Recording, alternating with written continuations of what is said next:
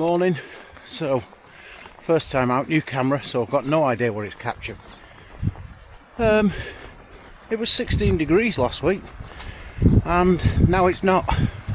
Now I'm wrapped up for a day in Scotland in winter. River's looking lovely. If there is a bit of water on it, it should do me some good. Get the fly moving a bit quicker. So let's see how it goes.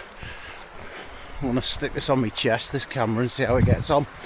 But first pool's coming up. See how I can do on here. Might go through it twice. There's a few sheep in the field with lambs. There's a big piece of scrubbed out gravel there. Must have been the high water last week. So I'm hoping it's brought some fish through. Then again, oh look, a unicorn. So I've just got here, I'm just starting to lengthen my line. So it's a Rio, Scandi body with a 15-foot intermediate tip to start with. And let's see where this gets me. What I'll do is at the end of every swing I'll pull a yard or so of line off, let it come back.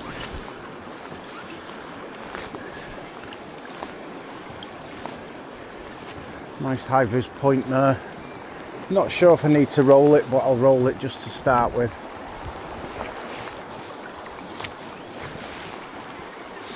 I'm not going to mess about with any mends. You see people that'll fish and they get into a habit, me included, of every time they make a cast they'd sort of subconsciously make a mend, and I was put right on this because somebody said, why have you made that mend? And I couldn't give them an answer. So if you're going to make a mend, there's got to be a purpose for it. You either want to skate your fly, get your fly a bit deeper, but you don't want to subconsciously just be working your way down a river making a couple of mends for the sake of it, you know. Again, I'll roll cast it up, just a little pivot, not having to hit it hard. The outfit is really well worked, really balanced, coming through that fast water there, really nice. There's a little V there where I would hope there'd be some fish, and it's just coming past that white that you can see further down. I'm trying to keep my feet dry, and it's a step between every cast. I'll give you this cast and then I'll fish for a while. If anything happens, I'll be back with you. Now there, see, I'm just holding that back to come through and then letting it drop into that V. So I held it back off the big rocks and then just let it drop into that softer water. That's the plan anyway. Right, catch you later. There I am, there's my mate Lammy. He's having a right old sulk and a moan at me. I'm in the main body of the pool. It's pulling through really nicely. It's definitely coming up, but it's coming up clear, so I'm hoping for some fish. If not, it's better than being sat at home doing nothing. And it's a strong upstream wind with lots of lovely rain. So again, it's just easier just to roll this intermediate little lift sweep and just tap it out. The wind's affecting it as it's unrolling the last bit where it's kicking back upstream. As soon as the tension's out, the wind does its thing with it, but it's fishing really nicely. And my mate's over there having a sulk. When I got here it was with a load of sheep, but they've all buggered off. This one doesn't know what a human is. Why am I talking to sheep when I'm salmon fishing? That's Probably just to prove that I'm not completely mad being out in this weather. Oh, there's the wind again. And the other thing I'm trying to avoid is the overhanging branches on the far side as well. A bit of a bugger. I've donated plenty of flies to them over the years. I don't intend doing it much more. Just give you a clean. Right, I'll be back later. A bit further down the pool. The wind's a little bit more here. It doesn't seem to be quite strong, but it's having an effect.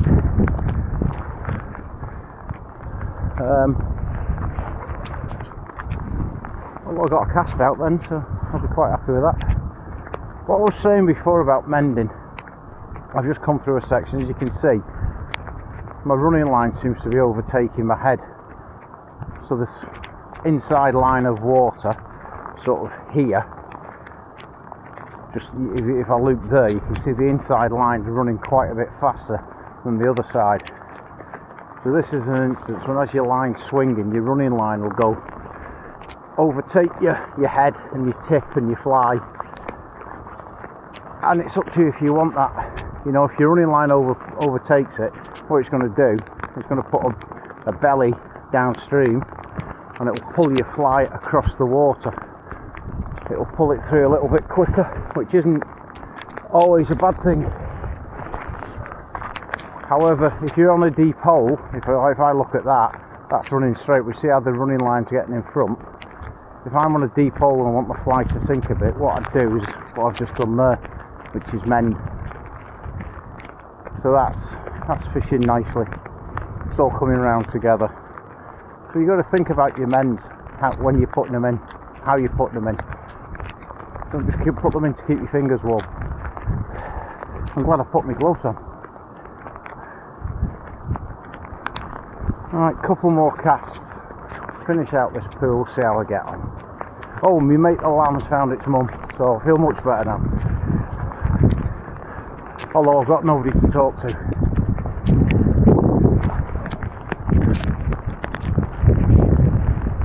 Oh, so that one I bailed on because the wind just hit me as soon as I started picking it up. That'll be the cast that gets the fish, the one that's gone all over the place. So I'll just roll it into the wind. As you can see, the wind's doing what it wants. Oh, there's just a bit of a tangle there around my fingers.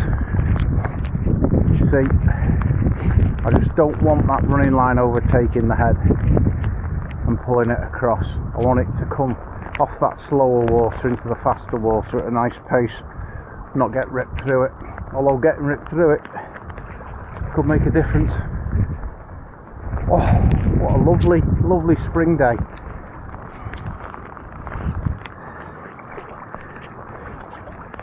So this next cast, I'm just going to let the running line overtake. In fact, I'll probably aid it and put a downstream mend in it. See what that does.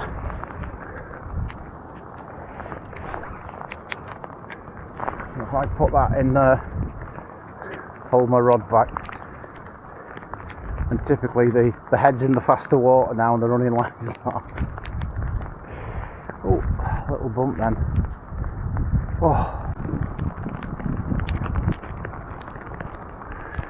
Oh, my fingers are a bit nippy. Oh, I've got a couple more pools. I've got the tail of the next pool, head and tail, and then head and tail of the next pool. And then I'm going to go and get a coffee. See, that's starting to swing across now, whereas I had that dead water.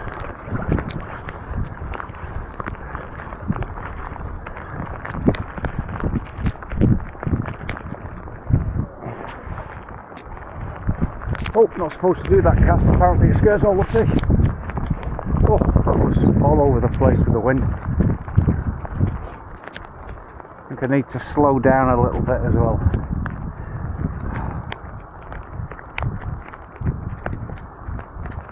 I'll just hold that back and let it speed up a little bit, because it's going to fish all the way across this time now. It's almost like there's just like a dead patch of water. a bit, I don't know if it's a bit deeper. As you can see now, it's starting to fish across, and I've taken fish on these side of the rocks as well.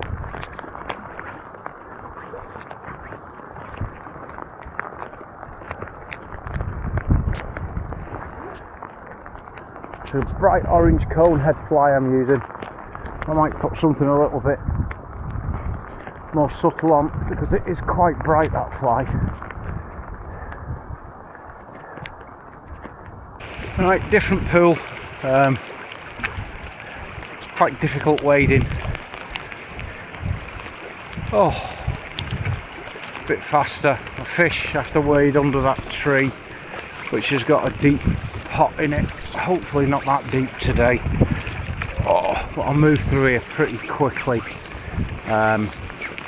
I think at this height any fish will be running straight through this.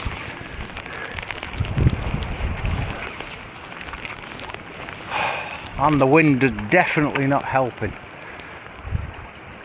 It seems to be, I'm sheltered here and it's lovely, and then as soon as you get out where that faster water is, the wind's playing havoc, as you can probably see on the other side of the tree.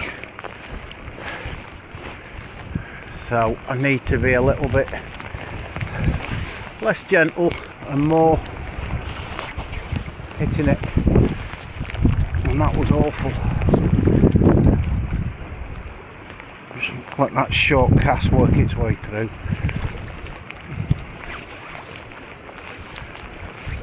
I've had some big trout out of this run, and to be quite honest, I've been quite glad that I've had the salmon rod, because I think if I'd have hooked them on a 9'4" weight, I don't think I'd have got anywhere near them, because it's quite a powerful flow. Sorry about that. Tricky wading, so you've got to just do what you best you can. I'm trying to work out, I'm contemplating fishing under the tree. I may not even get that far. Right, I'll catch you if anything happens.